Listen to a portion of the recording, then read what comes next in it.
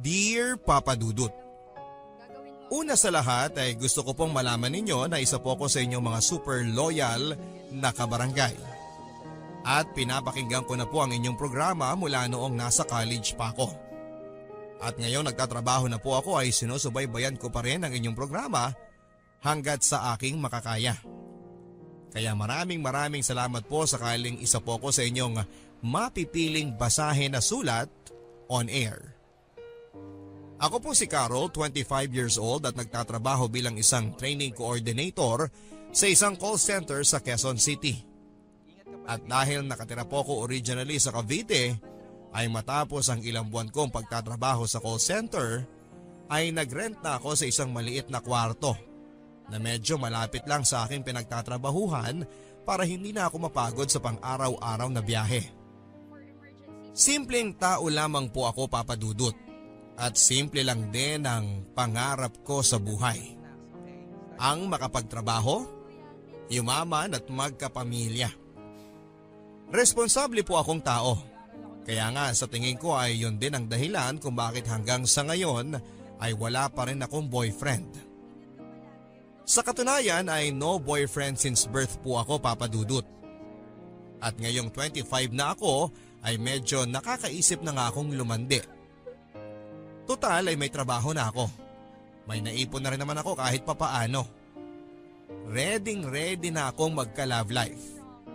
Ang kaso nga lang, yung mga panahon na dapat ay ginugugol ko para sa sarili ko ay kadalasan ay napupunta sa pag-aayos at pagsasalba sa mga gulo. At sakit ng ulo na pinapasok ng best friend ko na si Lyra. Kaedad ko lang din si Lyra, Papa Dudut. 25 years old lang din siya. Pero ang layo-layo ng maturity naming dalawa sa isa't isa. Kung ako pakiramdam ko ay 35 years old na akong mag-isip. Si Lyra naman pakiramdam ko ay parang na-stuck sa pagiging teenager. Actually, high school pa lamang naman ay medyo pasaway na talaga si Lyra. Pero habang tumatanda siya ay parang mas lumalala ang kanyang sitwasyon. At ayoko mang gamitin ang term na yon dahil best friend ko si Lyra, Papa Dudut, ay naging isa siyang emotional vampire sa akin. Emotional vampire.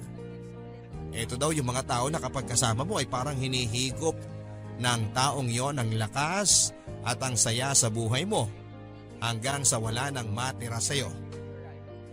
At masakit mang sabihin, Papa Dudut, ay naging ganyan na ang tingin ko kay Lyra.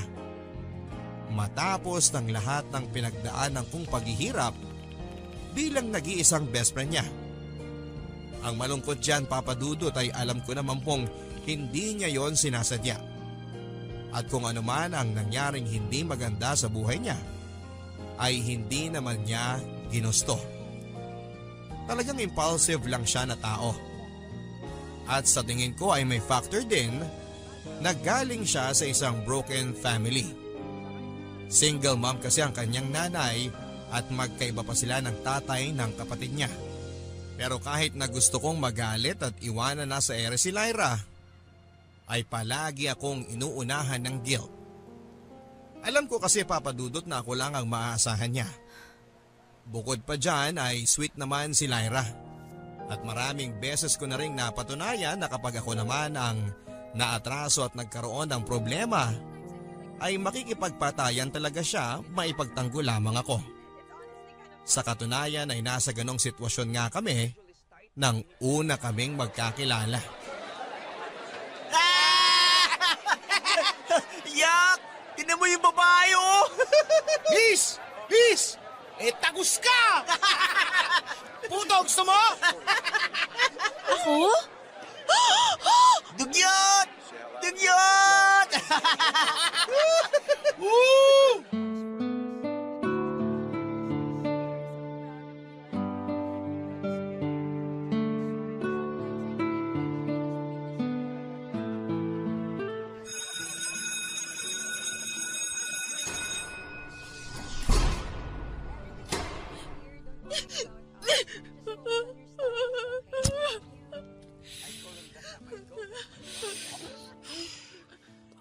Girl, okay ka lang?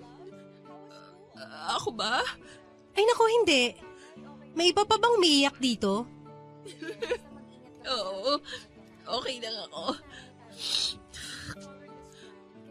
Teka, para may nasusunog. Tangek. Huy, kalma ka lang. Nagyoyosi ka? Shh! Kakang ewan. Parang tanga naman to. Ngayon ka lang ba nakaamoy ng yosi? Hindi ko naman kasi kaagad naisip na yosi yung amoy na yun eh. Malamang nasa school tayo kaya hindi ko naisip na may magyoyosi dito. Bawal kaya yan? Tangek. Kaya nga ako nandito kasi alam ko bawal. Teka, bakit puro dugo yung palda mo? Ano nangyari sa'yo? Ngayon ka lang ba nakakita ng tinagusan? Tagos yan, ba't nasa harap? Sinusubukan ko ang gawa ng paraan kaya inikot ko yung palda ko para matakpan ko na lang ng bag. Kaso ang laki-laki pala. Nagtatawa na ako ng mga lalaki sa kantin Dugyot daw ako. Kaya ka umiyak. Oo. Girl, ano ka ba naman? Tagos lang yan. At saka ano naman kung pagtawanan ka nila? Ano ka ba? First week ng klase natin sa high school ngayon.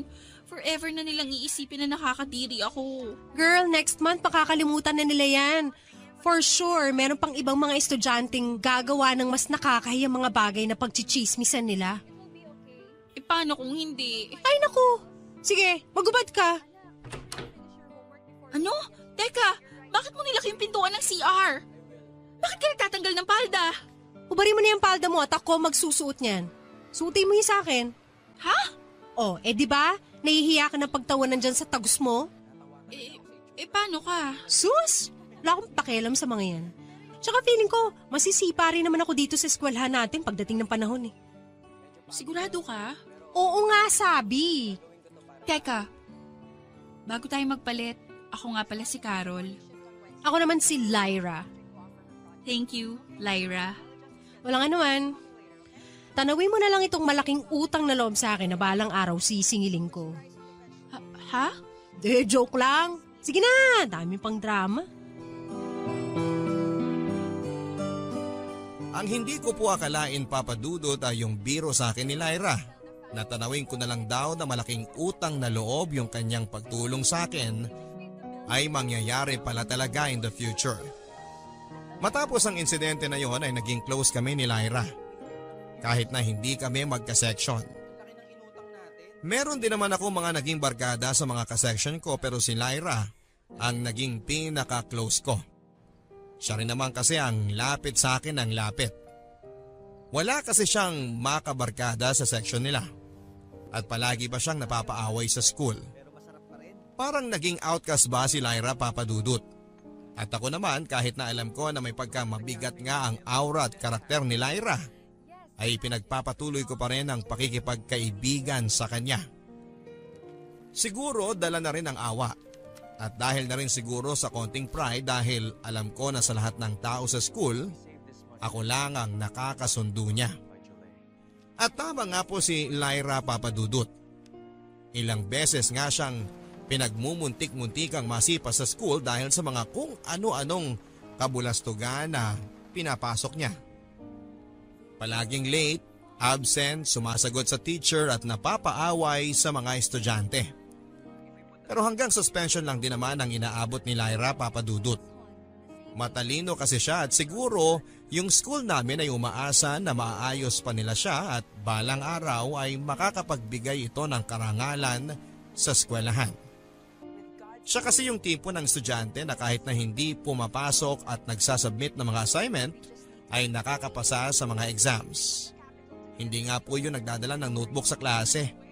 Pero natatandaan niya lahat ng tinuturo. At nung nakausap siya ay napag-alaman na kaya lang daw ito pumapasok sa school ay para makasama ko. Siguro ay dahil wala daw itong makausap sa bahay at ibang makaibigan sa school. Ayon din sa chismis na nakuha ko ay mukhang si Lyra kasi ang may pinakamataas na IQ sa buong batch namin. Kaya naman po maski ako ay nasasayangan kay Lyra papadudot. Naging unconscious mission ko na po siguro tuloy ang matulungan siya na maayos ang buhay niya. At dahil maski ang mga kabarkada ko ay irritable kay Lyra, Eventually po ay maski ako ay hindi na nila inaaya sa mga lakad nila dahil alam nilang isasama ko lang si Lyra doon. At noong tumagal-tagal na nga ay pati tuloy ako. Si Lyra na lang ang naging kaibigan ko.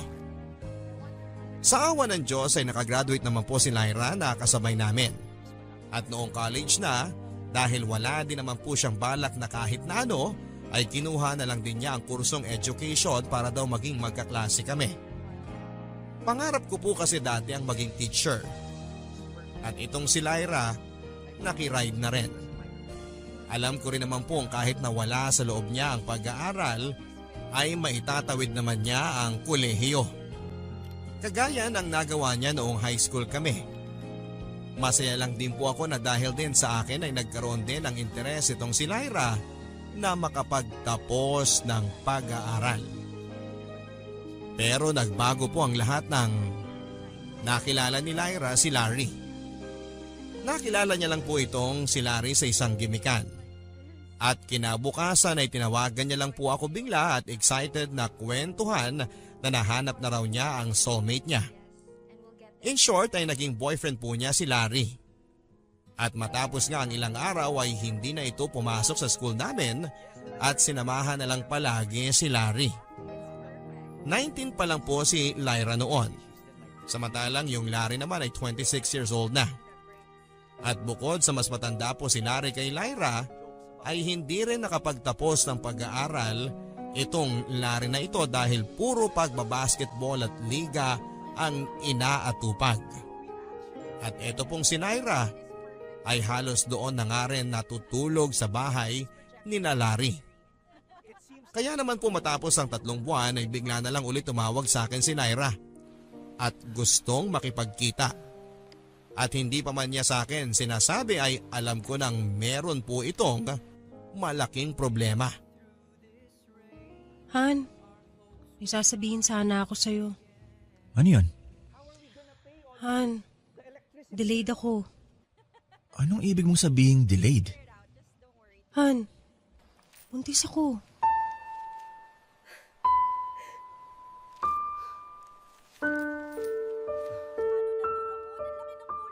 Ano? Baka naman na-delay lang na konti. Nag-pregnancy test na ako. Buntis talaga ako. To. Anong balak mong gawin dyan? Ha? Bakit ako lang? At saka sigurado ka bang akin yan? Ano? Sino pa ba? Abi mali ko. Hindi naman buong araw alam ko pinag-aagawa mo ah. Kapal na mukha mo? Ako pa uusgahan mo ng ganyan? Kung meron sa ating dalawang nangangaliwa, ikaw yun. Hindi ko paninindigan yan. Kapal na mukha mo! Ako sasampalin mo ha? Ako lang pwedeng gumawa niyan sa'yo. Ayoko na! Honest na ako dito! Di umalis ka! Wala akong pakialam sa'yo!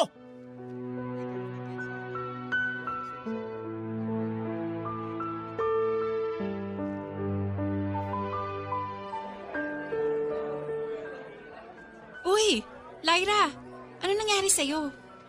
Tumawag ako sa mama mo. Madalang ka na rin palang umuwi sa bahay ninyo. Oo Actually, galit nga sa akin ngayon si Mama. Saan ka natutulog? Doon, kina Larry. Kumusta ka naman? Ano nang balita sa'yo? Carol, naghiwalay na kami ni Larry. Ha? Bakit?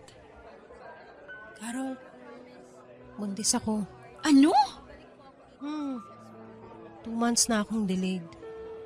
Ano ba yan, Lyra? So anong sabi ni Larry?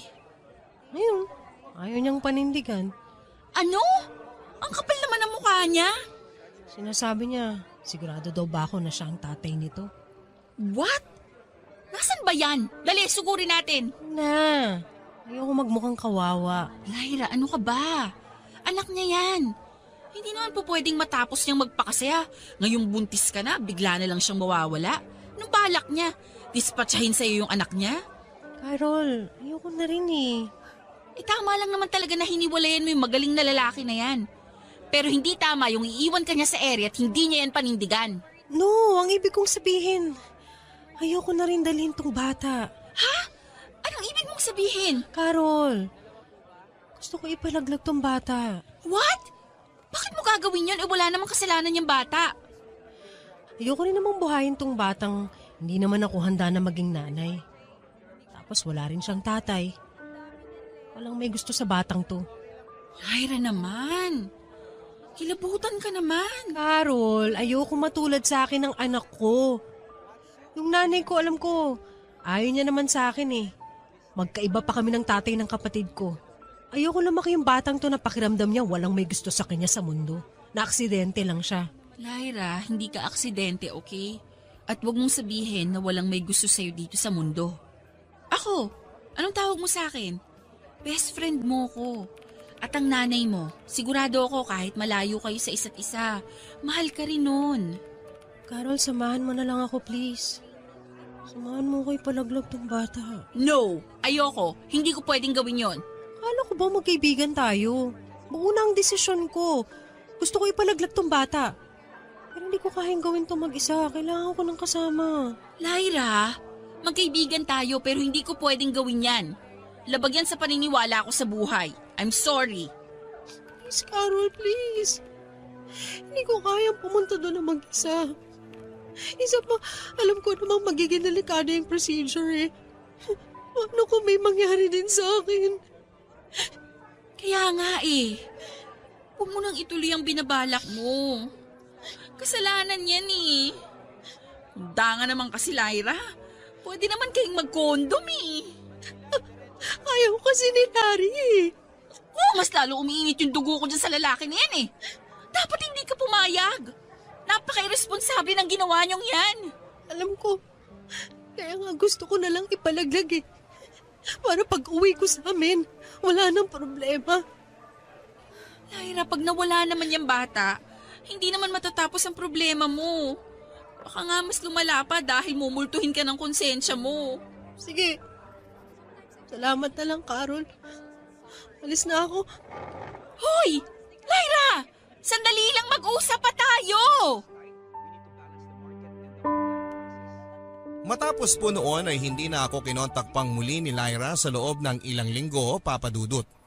Dahil din sa pangyayaring yon ay hindi na rin po ako pinatulog ng konsensya ko sa loob ng ilang araw. Naisip ko na siguro kung maayos lang ang pagpapaliwanag at pakikitungo na ginawa ko ay baka hindi siya naging defensive at umalis kaagad. Nag-guilty din po ako dahil alam kong mahirap ang pinagdadaanan ni Lyra. At alam kong sa panahon na yon, kailangan niya ng kaibigan at karamay. Kaya naman po ay minabuti ko na rin hanapin at kausapin yung Larry. Hindi po naging madali dahil nung minessage ko siya sa social media ay hindi rin naman po niya sinasagot ang mga messages. At kahit na ano pong pangungonsensya at mga mura ang sinasabi ko sa kanya ay dinedma lang po niya. At nakita ko na lang po sa mga post niya na parang may bago na itong GF. At nung minessage ko po yung bago nitong GF ay ako patuloy ang napasama. Kung ano-anong threats at pang-aalipusta ang ginawa sa akin ng mga kamag-anak at kaibigan ng Larry at ng bagong GF nito. Ang nangyari, nabaliktad pa. Ako patuloy ang napahiya sa mga kakilala ko sa social media dahil sa pangtutrol ng mga kakilala ng Larry. Hanggang sa ako na lang po ang sumuko at tinigilan ko na i-message sila. Sinabi ko na lang po sa sarili ko na si Lyra nga, nilatgo na ang pangyayari at nagpatalo na. Ano pa nga ba ang magagawa ko? Kaibigan lang ako. Isang araw ay kinontak akong muli ni Lyra, Papa Dudut. Nalaman ko na umuwi na pala siya sa kanila. At hindi niya itinuloy ang pagpapalaglag sa bata. Nakahinga po ako ng maluwag nang marinig ko yon. Pero ang problema po ay hindi pala niya sinasabi sa mama niya na buntis siya. At wala pa siyang balak na ipaalam yon sa mga magulang niya. Pinayuhan ko po si Lyra na mas makakabuti na sabihin na niya sa mama niya ang nangyari dahil malalaman din naman ng mga tao sa bahay nila ang katotohanan. Pero natatakot po si Lyra dahil sigurado daw siya na palalayasin daw siya ng kanyang mama kung magkataon. Lalo pat wala din itong kaalam-alam na hindi na siya pumapasok sa school. Ang nangyari po pala, Papa Dudut, ay kumukuha pa rin siya ng pang-tuition at baon si Lyra sa mama niya. Kahit na hindi na po siya pumapasok. At nang banggitin ko ulit sa kanya, nakausapin niyang muli si Larry at panagutin sa anak nito ay naging defensive po si Lyra. Ang sabi niya po ay ayaw na ayaw daw niyang makita kahit na kailan si Larry. And besides, ang alam daw po nito ay pinalaglag na niya ang kanilang anak. Sa punto pong yon ay hindi ko na alam kung kanino talaga ako magagalit, Papa Dudut. Kung kay Larry ba o kay Lyra. Pero pinigilan ko na lang po ang sarili ko at sinuportahan ko na lang po muna siya dahil natatakot din po ako na baka mapano ang bata na ipinagbubuntis niya. Inoferan ko po si Lyra na samahan siya sa mama niya na magtapat ng katotohanan. Umuo naman po si Lyra at sinabi na sige daw, bubuelo lamang siya. Pero matapos po ang 2 linggo ay nagulat po ako dahil bigla na lang pong dumating si Lyra sa bahay namin. At laking gulat ko na bitbit na niya ang lahat ng gamit niya. Sa puntong yon, kahit nakabado ako dahil final exams na namin kinabukasan at kailangan ko pang mag-review, ay agad ko pong inasikaso ang kaibigan kong nangangailangan ng tulong. Lyra, dumaan ako sa school book kanina. Ano, ma? Ang tagal-tagal ko nang inutos sa'yo na ikuha ng application form itong kapatid mo. Hindi mo naman ginagawa. Ako nang nagkusa.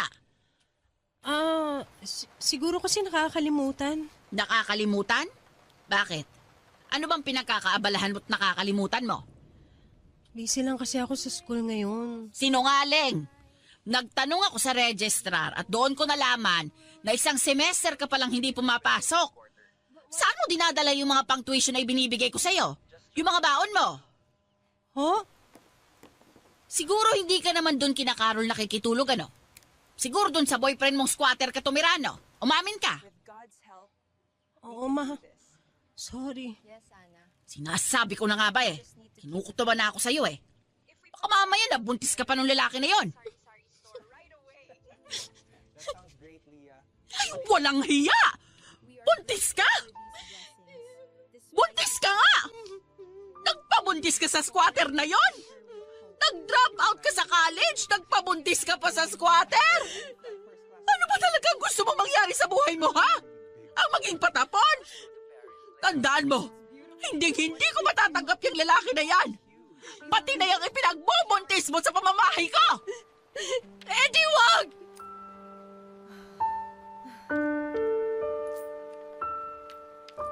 Sardines again. We might turn into fish eating this every day. As long as we're together, that's all that matters. What should we write for this year? Lyra, ano nangyari? Gabing-gabi na. Carol, pwede bang dito muna ako sa inyo? Carol, sino yan? Ma, si Lyra. Oh, Lyra, anak. Ano nangyari? Tita, pwede po bang dito muna ako? Nag-away po kasi kami ni Mama Ganun ba? Oy, sige, pasok ka. Kumain ka na ba? Okay lang po, Tita. Huwag na kayong mag-abala. Ano bang nangyari? Tita, ano po kasi umalis na po ako sa amin. Bakit naman? Anong dahilan? Nag-away po kasi kami ni Mama. Ano bang pinag-awayan ninyo? Ano po, buntis po ako. Ilang buwan na? 4.5 months po. Halika nga, bata ka. Nasaan ba ang tatay niyan? Nakipag-iwalay na po ako. Ayaw po akong panindigan. Ano? Anong sabi ng mama mo? Yun na nga po, Tita Nung sinabi ko po na buntis ako, nagalit po siya. Tapos ako na po yung kusang umalis sa amin. Ay, naku. Bakit ka umalis? Siyempre magagalit ang nanay mo dahil nalaman niya na nabuntis ka. Natural lang naman yun. Halika, iyahatid ka namin sa bahay ninyo. Ako nang kakausap sa mama mo. Tita, wag na po, please. Kung pabigat lang po ako dito, aalis na lang po ako. Ay nako, Lyra. Huwag ka nang umalis. Oras na ng gabi, oh. Maglalakad ka sa kalsada, buntis ka pa. Sige na, dito ka na magpalipas ng gabi. Pero pag-isipan mo munang mabuti ang desisyon mong paglalayas na yan, ha? Oy, Carol, halika na nga muna sa itaas. Ayusin na natin yung tutulugan ni Lyra.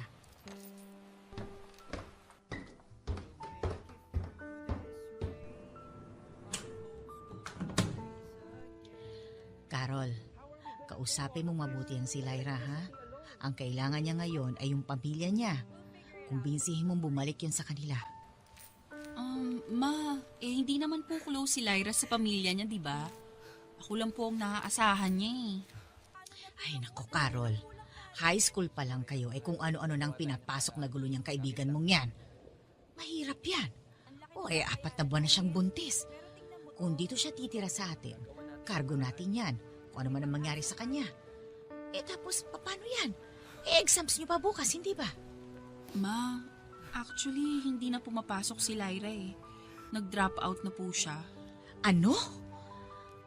Ay, naku naman yung batang yan, oo. Kaya din naman pala nagalit ang nanay niya sa kanya eh. Ano bang balak niyang gawin sa buhay niya?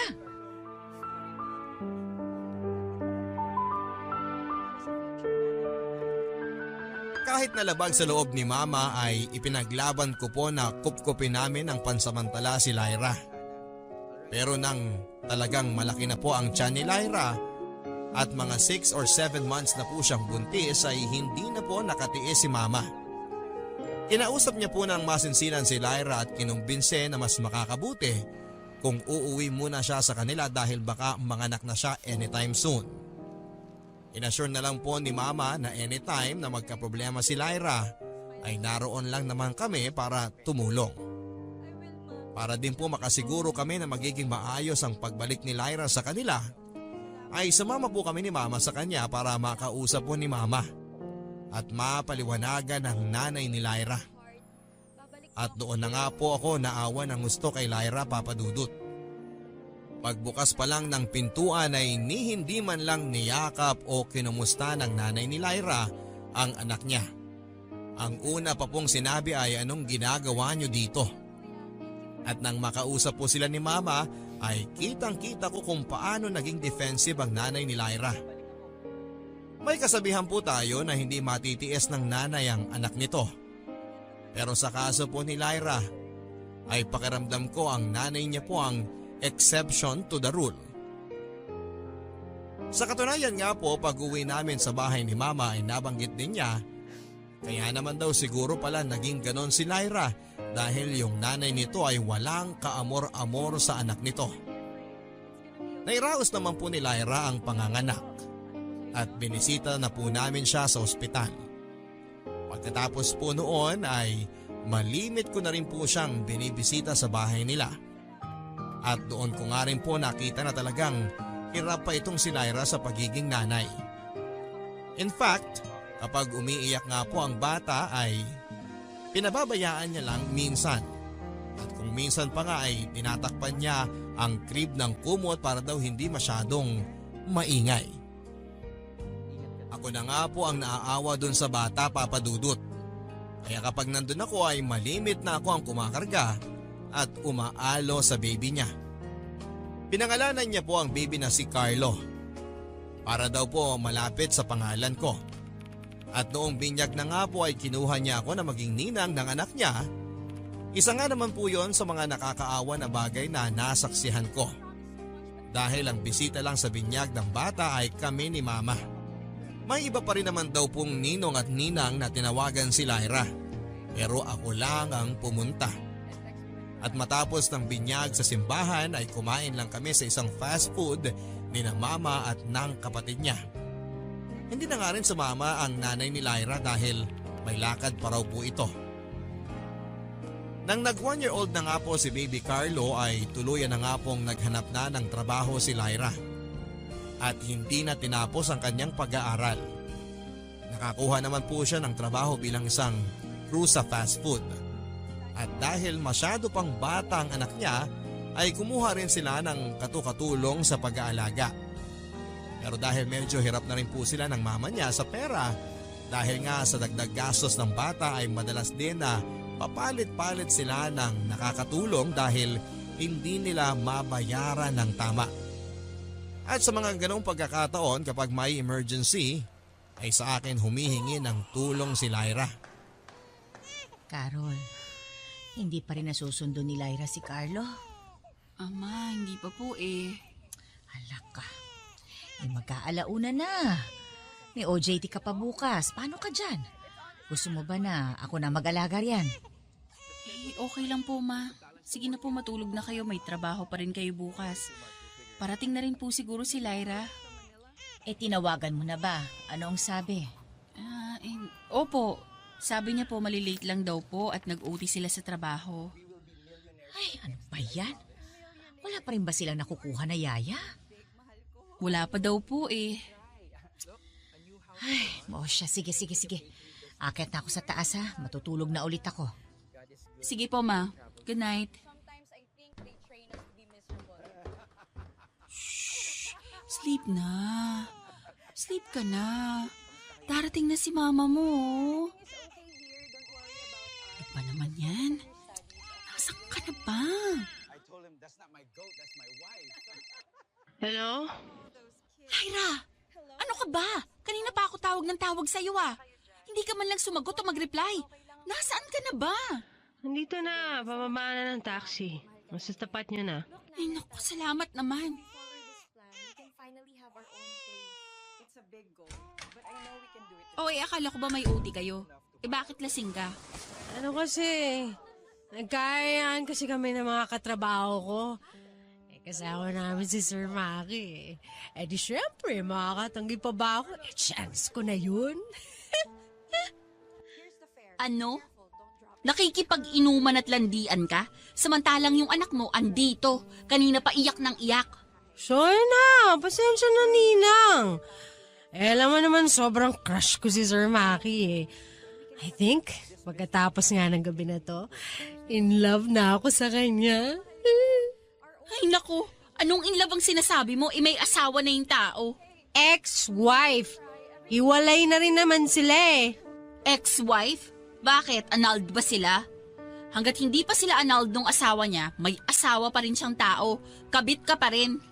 Ang oy mo naman, Carol.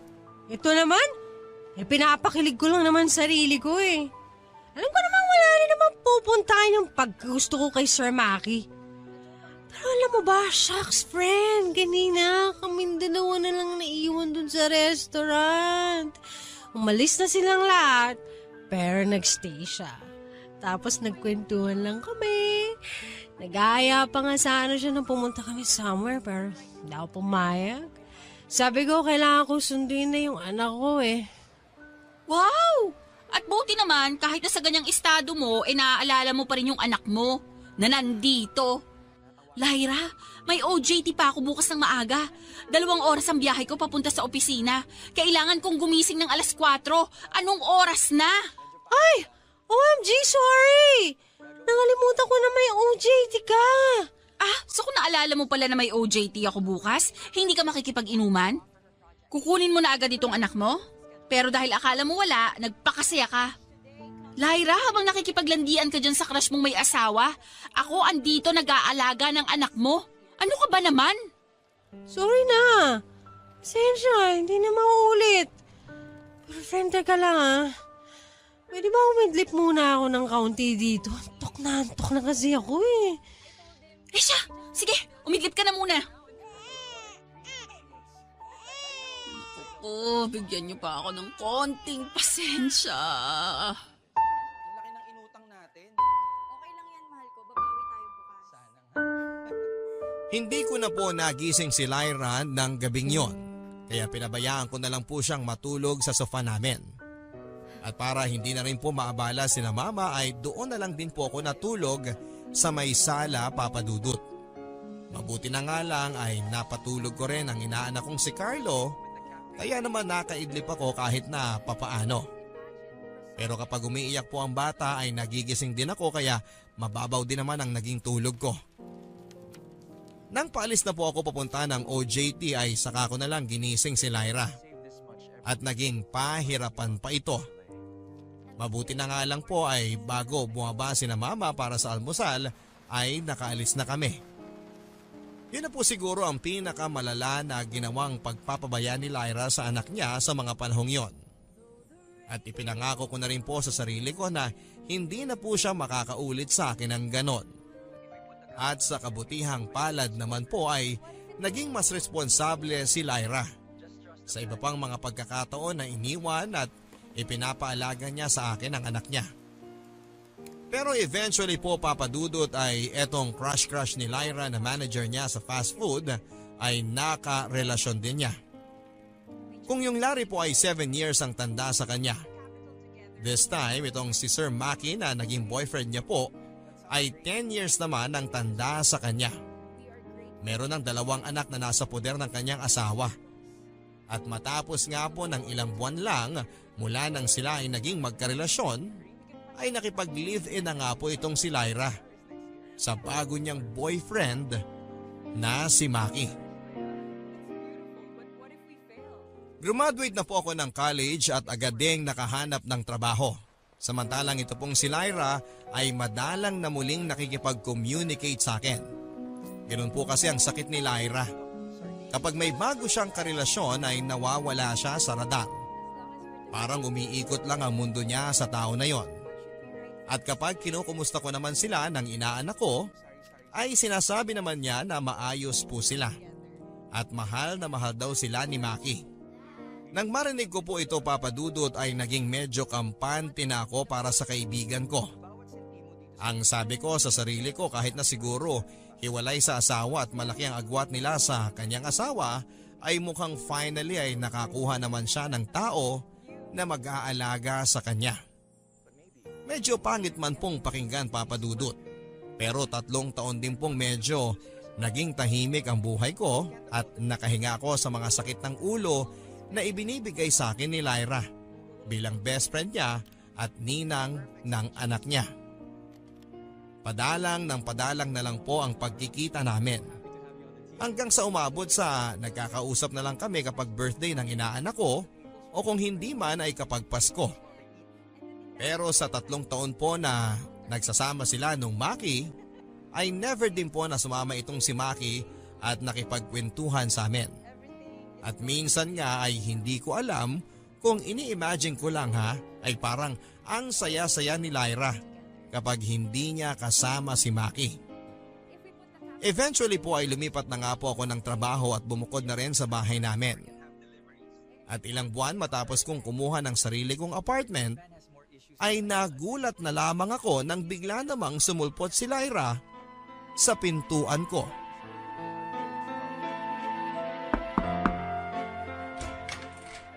Lyra, oh my gosh! Ano nangyari dyan sa mukha mo?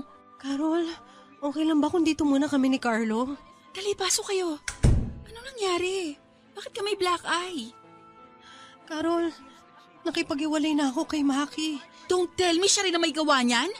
Oo, Carol. Ano? Halika, magpa-blatter tayo. Carol, wag na.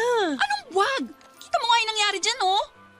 Eh, itong anak mo, baka sinasaktan din niyang siraulong Maki na yan. Hindi niya sinasaktan si Carlo. Ano ka ba, Lyra? Anong klase ba naman yung mga lalaking nagugustuhan mo? Halika na, magsumbong na tayo sa pulis. Carol, wag na. Okay na to, umalis ako sa poder niya. Kailan ka pa niya sinasaktan? Matagal na. Eh, bakit ngayon ka lang kumawala? Eh, mahal ko siya eh. Lyra, hindi na pagmamahal yan. Pagiging masokista na yan. Kaya nga eh. Ang tanga-tanga ko.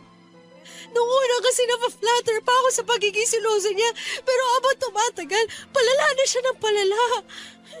Itong huli, maski yung waiter sa isang kinakainan namin pinagsilosa niya.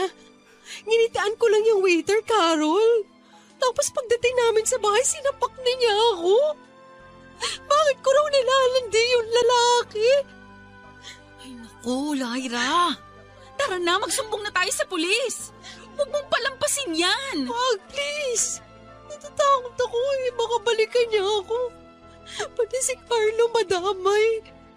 Lyra, lagi mo nalang pinapalampas yung pananakit sa'yo ng mga nagiging boyfriend mo eh. Para rin naman sa proteksyon mo yan eh.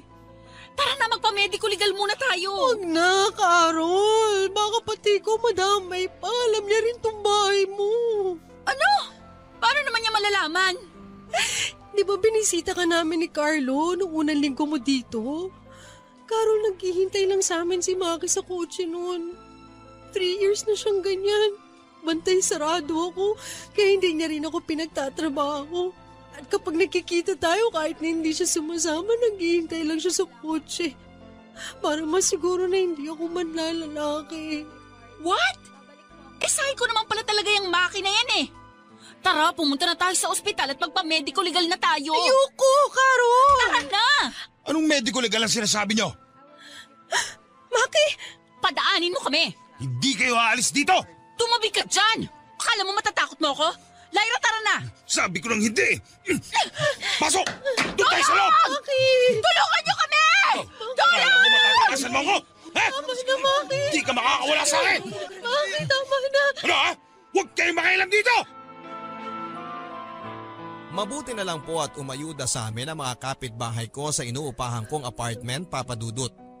Mabuti na nga lang at kahit bago pa lang ako doon ay nagpakita na sila ng kabutihan at malasakit sa amin. Dahil kung hindi ay baka kung ano ang ginawa sa amin ni Maki. Matapos po nilang tumawag ng barangay ay dumating po ang mga tanod at tuluyan na rin pong ipinablatter si Maki. Hindi ko na po pinalabas si Lyra at ang anak niya sa apartment ko, Papa Dudut. At maski ako ay ilang linggo din na hindi mapakali at tuliro sa pangamba na baka bigla na lang may manaksak sa akin habang naglalakad. Sa awa naman ng Diyos ay hindi na kami ginambala nung Maki. At matapos ang ilang buwan ay nabalitaan din ni Lyra na na-stroke ito. Hindi rin pinalampas si Maki ng karma. At dahil nga sa mga nangyari ay doon na rin tumira si Lyra at si Carlo sa inuupahan ko. At halos ako na rin ang sumusuporta sa kanila sa loob ng kulang-kulang 1 taon. Mula kasi nang nakipag-live-in itong si Lyra kay Maki ay hindi na rin niya masyadong kinokontak ang nanay at kapatid niya. At parang ganon din naman sila sa kanya. Sa madaling sabi ay parang nakipagkatays na sila ng kanyang mga kamag-anak sa isa't isa. At ako na lang talaga ang naaasahan niyang tutulong sa kanila ng anak niya. Mabuti na lang din at eventually ay nakakuha din ng trabaho si Lyra sa isang call center. At natuwa ako dahil nakikita ko na parang unti-unti na siyang nakakabangon sa mga pinagdaanan niya at nagiging independent na. Eventually ay bumukod na rin sila at lumipat na rin sila ng sariling kwarto ni Carlo sa may kalapit na bahay na malapit sa akin. OMG! Up to 70% off yung mga damit nila. Let's go! Hoy, Lyra, ano ka ba? Ang dami-dami na niyang mga pinamili mo. 2 na tayong nagbubuhat dito mga pinag-shopping mo. Ayaw mo pa rin tumigil. Isayang naman kasi, minsan lang mag-discount. 70% discount nga. Ang original price naman ng mga damit na yan, 10,000. Di 3,000 pa rin yun. Ano ka ba? 2 kahon na ng ukay-ukay na damit ang mabibili mo sa halaga na yan. Friend, ano ka ba? Nahan mo nga yung poses mo, nakakaya. Graduate na tayo dyan sa ukay-ukay, ano ka ba? Mayaman na tayo ngayon. Ay naku, ehon ko sa'yo. Halika na, pumasok na tayo.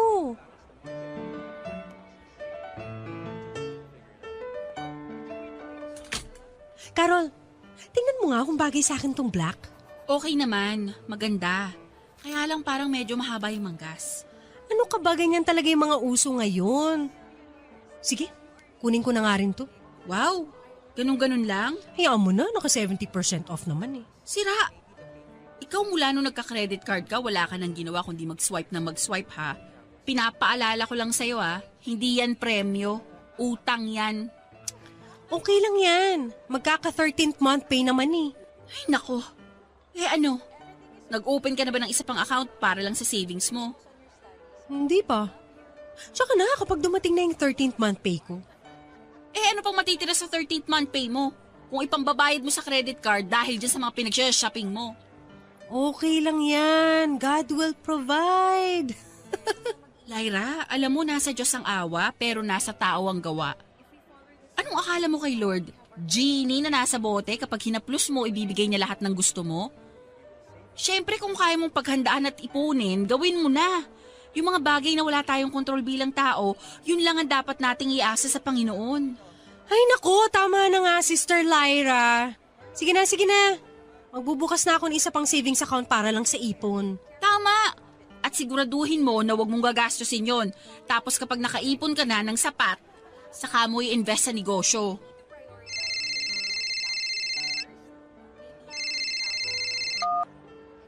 Hello? Okay, sige po. Pwede po kaya bukas nyo na lang i-deliver kasi baka late na ako makauwi ngayon eh. Doblein ko na lang po yung shipping fee. Okay, sige po. Thank you. Ano na naman yung in-order mo? Order ako ng rubber shoes ni Carlo. Tapos ako rin. Matching kami. Teka, ipapakita ko sa'yo. Naku, magkano na naman ang bili mo dyan? Huwag mo nang itanong. Tingnan mo. Diba? Ang ganda. Naku, ayan yung pinagkakaguluhan ng mga kaopisina ko na rubber shoes. Bumili ka? 7,000 ang isa niyan? Hayaan mo na, friend. Kung sakasakali, first time ko naman to na magkakaroon ng sapatos na tatagal ng lampas sa 6 na buwan. Ay, naku, Lyra. Ikaw mag-ingat-ingat ka sa paggastos mo, ha? Dahil hindi tayo habang buhay na malakas at may trabaho. Malaki po ang sweldo ni Lyra Papadudut. Lalo na kapag naa-assign siya sa night shift kung saan ay may dagdag po siya na night differential na nakukuha. Pero kung ano namang laki ng kanyang sweldo, ay ganun din po kalaki ang kanyang mga nagagastos. At halos buwan-buwan ay nauubos din ang lahat ng sweldo niya dahil sa mga bayarin sa credit card.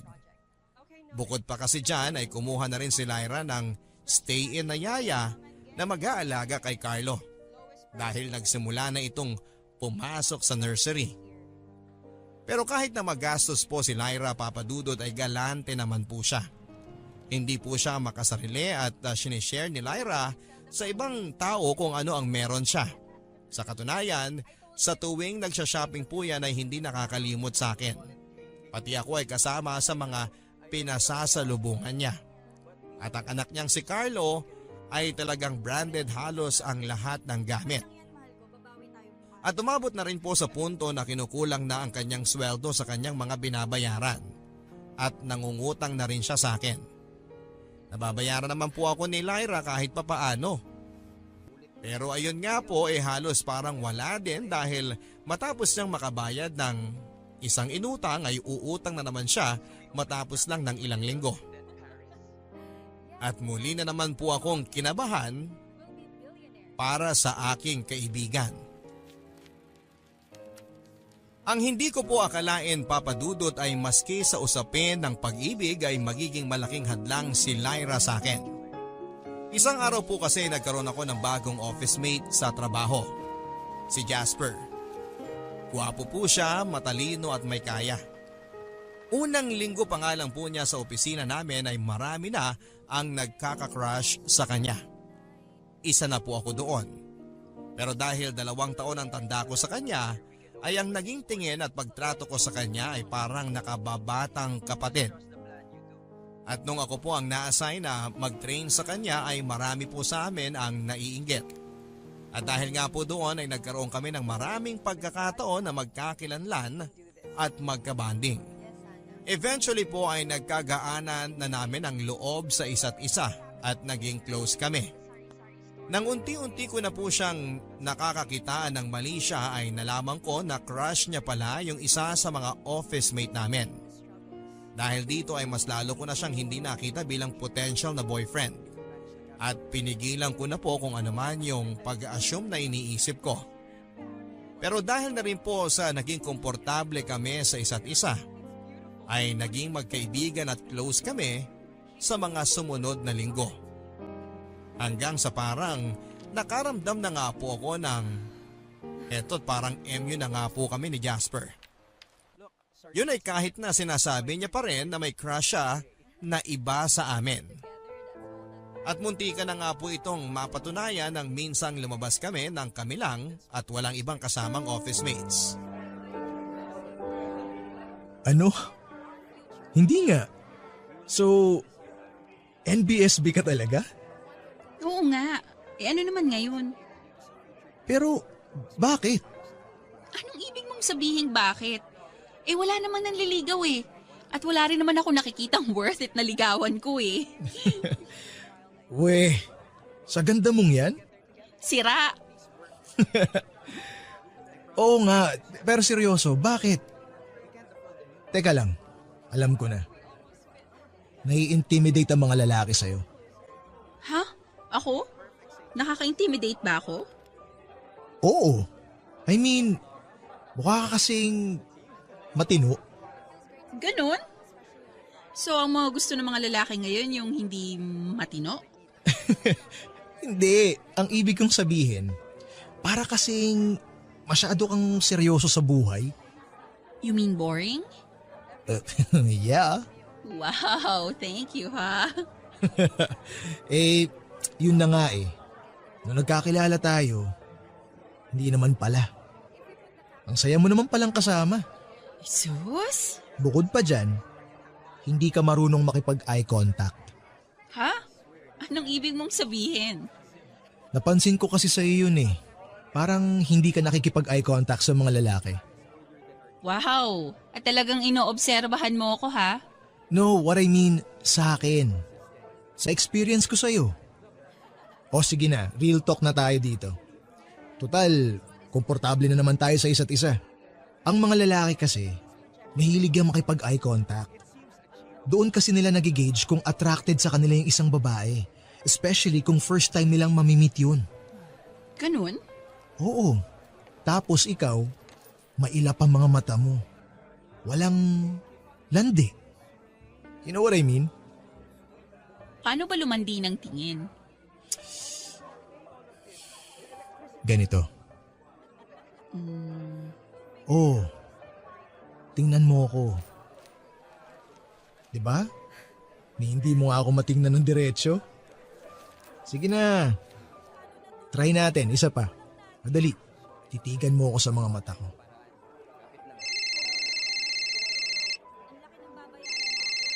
Sino ba naman tong tawag ng tawag na to? Si Lyra. Wait lang Jasper ha, tumatawag yung best friend ko eh. Hello Lyra? Carol, nasaan ka ngayon? Pwede ba kitang puntahan? Kailangan ko talaga na makakausap ngayon eh. Ganun ba? Sige, pauwi na rin naman ako maya-maya. Antayin mo na lang ako sa bahay. Okay, sige, thank you. Jasper, mukhang kailangan ko nang umuwi. Ganun ba? Oo mukhang may problema na naman yung best friend ko. Sige. Kung ganun, ihatid na kita. Talaga? Oo naman. Gabi na, lang naman pag-taxiin pa kita. Okay. Salamat Jasper ha. Basta, sa birthday ko pumunta ka. Siyempre naman. Nice. Aasahan talaga kita ron. Mawala na ang lahat. Huwag lang ikaw.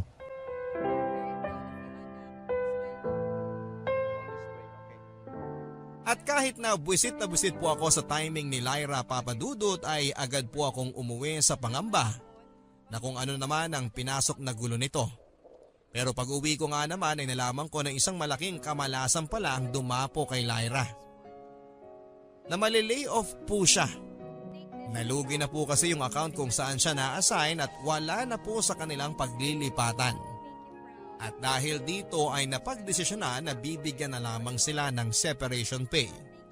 Alam ko pong magiging isang malaking problema ito kay Lyra dahil alam ko po kung gaano kalaki ang mga binabayaran niyang bills buwan-buwan. At dahil nga po sa mga nangyari ay na-depress po si Lyra Papadudut. Sa mga sumunod na araw ay halos tulero at tahimik lang po ito kapag nakikita ko. At dahil na rin po siguro sa guilt na ako po ay pumapag-ibig at nagpapakasaya habang ang best friend ko naman ay kakawala lang ng trabaho ay minabuti ko na rin pong mag-beg off sa birthday ni Jasper. At sinamahan at dinamayan ko na lang po si Lyra. The next day matapos po ang birthday ni Jasper ay nagbago po ang pakikitungo niya sa akin. Naiintindihan ko naman po na magkakaroon siya ng tampo dahil hindi ako nakarating. Pero ang talagang kinagulat ko po ay nang marinig ko na usap-usapan sa opisina na may nangyari kay Jasper at doon sa babaeng nabanggit niyang crush niya. At ngayon ay parang naging item na sila. At pagkatapos po ng isang linggo, Papa Dudut, ay naging si Jasper na at ng babaeng yon. At si Jasper ay naging cold na rin sa akin na parang may kinikimkim na sama ng loob. Alam ko pong medyo mababaw, pero ang sakit-sakit sa damdamin ko nang nalaman ko na nagka-GF na si Jasper. Alam ko rin po na medyo mababaw na makaramdam ako ng sakit sa isang lalaki na naka-MU ko lang naman at hindi naman talaga sa akin nagtapat. Pero hindi ko rin po maalis sa isipan ko, Papa Dudut, na paano kaya kung nagpunta ako sa party ni Jasper na yon? Masasabi niya kaya sa akin na may gusto siya sa akin? Baka ako na ang GF niya ngayon kung sakasakali. Pero dahil naman sa pag-aasikaso at pagdamay ko sa problema ni Lyra, ay naisang tabi ko naman ang sarili ko. Hindi ko na nga po alam kung saan ako mas maiinis. Kung doon ba sa missed opportunity na magkaroon ng boyfriend dahil kay Lyra, o dahil sa naipong kong konsumisyon sa pagiging taga-ayos ng buhay ni Lyra. At umabot na nga po sa rurok ang depression ni Lyra, Papa Dudut. Kaya minabuti kong dalhin na muna siyang muli sa bahay namin. Para kung sakaling nasa trabaho ako, andun si na mama para ma-check si Lyra every now and then. At kahit po kailangan ko na namang bumiyahe ng 2 oras araw-araw dahil mapapalayo na naman ako sa aking pinagtatrabahuhan na opisina, ay ginawa ko po. Alang-alang kay Lyra.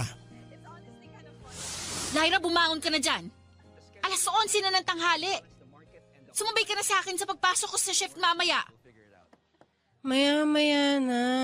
Akala ko ba maghahanap ka na ng trabaho?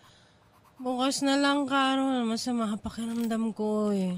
Lyra, 3 linggo ka ng ganyan. Kumilos ka na't mag-asikaso. Carol. Ano? Carol, pakiramdam ko. Papatayin ko sarili ko. Ano? Carol, hindi ko na kaya.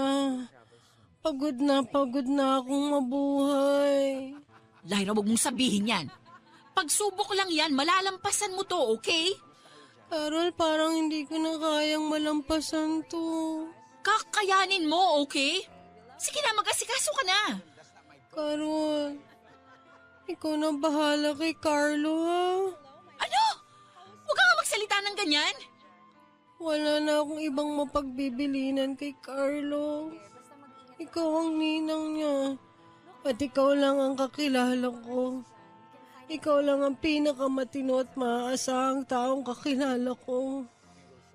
Lyra, please. Huwag namang ganyan. Malalampasan natin tong problema mo, okay?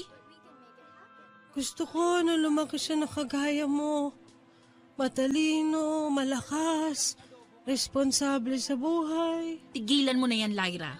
Pangako mo sa akin na alagaan mo si Carlo. Magwala na ako. Hindi. Hindi ko aakuin yung anak mo. Gagaling ka pa, Lyra. Huwag ka nga magsalita ng ganyan. Bakit ka ba ganyan magsalita sa akin? Nasasaktan ako, Carol. Shh! Tahan na. Tahan na. Nabibigatan ka na sa akin, no? Pakiramdam mo, pabigat na ako sa'yo, no? Hindi. O siya. Sige, magpahinga ka na lang ulit ngayon kung hindi mo pa kaya. Pero lahat na lang kayo irritable sa akin. Walang may gusto sa akin. Bata pa lang ako, wala nang may gusto sa akin. Wala akong lugar sa mundo. Huwag mong sabihin yan, Lyra. Pero totoo, di ba? Nabibigatan ka na sa akin. Mas mabuti pa magpakamatay na lang ako. Tumigil ka na, Lyra, please! Makaka-recover ka! Makakakuha ka ulit ng trabaho, maayos mo yung buhay mo at mapapalaki mo ng maayos yung anak mo! Ayoko na nga eh! Ayoko na! Pare-pareho naman tayong may problema, Lyra eh. Bakit ang dali-dali sa'yong bumigay? May anak ka! Ikaw na bahala kay Carl. Carlo, ayoko na. Anong ayaw mo na? So ano? Sa akin mo na naman ipapasa dahil hindi mo na kaya? Lyra, mula na makilala kita, lahat ng gulong pinasok mo na hindi mo malusutan, ako ang umaayos. Ako ang umako. Lyra, pagod na rin ako. Maging malakas ka naman para sa sarili mo. Ayaw mo na mabuhay? Pwes ako, ayoko na rin. I'm sorry, Carol. Pasensya ka na kung mahinang klaseng tao ako. Lyra! Ano ka ba? Bakit inuutok mo yung ulo mo sa pader? Ano ba nangyayari sa'yo? Pabayaan mo ako! Gusto ko na mamatay! Gusto ko na mamatay! Ma! Ma, tulungan ako! Tama na! Ano ba yan? Sandali lang! Ano ba nangyayari dito? Lyra! Carol, ano ba? Dali, ma! Tumawag ka na ng ambulansya! Sandali, sandali! Lyra! Lyra, ano ba?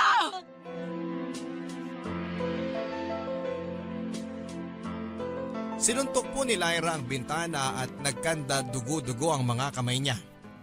Mabuti na nga lang po at naroon din ang kasambahay namin at napagtulong-tulungan namin na matalian si Lyra para hindi niya masaktan pa ang sarili niya. Agad po naming itinakbo si Lyra sa ospital at batay nga po sa pagsusuri ng doktor, may malalang depresyon daw si Lyra. At dahil dito ay kinakailangan ng mai-confine muna sa psychiatric ward para hindi na siya manakit sa sarili niya. Dahil wala din naman pong trabaho si Lyra ay ako na rin po ang umako ng mga bayarin sa hospitalization. Gusto ko na po talagang sumigaw at magwala na rin po sa puntong yon. Hirap na rin po akong maging kaibigan ni Lyra. Pero at that point ay parang hindi na rin naman ako po pwedeng bumigay dahil baka buhay na ni Lyra ang maging kapalit. Kahit na hirap at hinang-hina na ako ay kailangan kong magpakatatag para sa kaibigan ko. At siguro nga po ay medyo napansin na rin po ito ng doktor ni Lyra. Dahil hinikayat niya po ako na magpasuri na nga rin nang malaman niya na halos ako na ang guardian ni Lyra. At doon ko na nga rin po nalaman na meron na rin po akong sintomas ng depression. Mabuti na nga lang po at pinag-aadya po kami ng Panginoon at inoferan ako ng libreng consultation ng doktor ni Lyra. Dahil alam po niyang ako ang nagbabayad para dito at sumusuporta sa anak nito.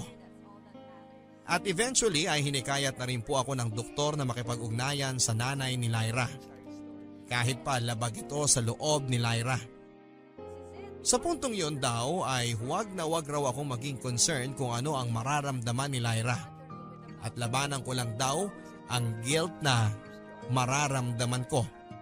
Ang nararapat daw ay gawin namin kung ano ang